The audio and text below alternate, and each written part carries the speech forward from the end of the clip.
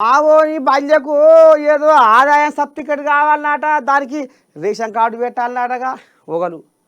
ఈ పాడైపోరు గారా బోరగాల పెళ్ళిళ్ళకి వచ్చిర్రు, ఆడవిల పెళ్లి చేయాలన్నా, పెళ్లి చేస్తే కాదేదో కళ్యాణ లక్ష్మికి అప్లై చేసుకుందామంటే రేషన్ కార్డు అడిగి పాడవుతురుగా అని ఇంకా కొందరు. ఇక మరి ఆరోగ్యశ్రీ దవాఖానలో పోతే మునిపే పేదోళ్ళు పాపం వాళ్ళు రెక్కలు ముక్కలు చేసుకొని కన్న కష్టం చేసి చెమట తీసే బతుకులాయ్. పుసుక్కున ఏమైనా రోగం వస్తే దవాఖాన పోతే 10 రూపాయలు పెడతానికి వాళ్ళ కాడ సంచిలో లేకపోయాయి.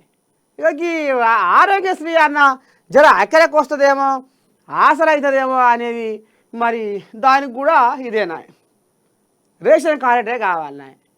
ఇక ఈ రకంగా జనాలు ఇక నిర్ణయాల ఇప్పుడు ఏదో ఇందిరమ్మ ఇండ్లు, ఇందిరమ్మ ఇండ్ల కానించే రేషన్ కార్డే కావాలి గదే అడుగుతుర్రు. రేషన్ కార్డుకు ఇగో గింత కథ ఉంది. మరి 10 ఏళ్ల పొద్దు సంది కేసీరావయ్య ration card ration card ration card అని జనాలు ఊర్లో పొంటి ధరని దద్దరిల్లేలా బొబ్బలు పెట్టినా ప్రగతి భవన్ గడప దాటడా.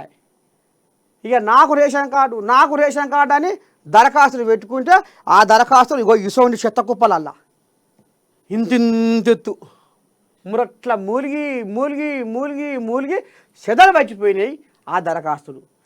ఇక సరే ఇట్లా కావద్దు అనుకున్నట్టుండు రేవంత్ చూద్దాం.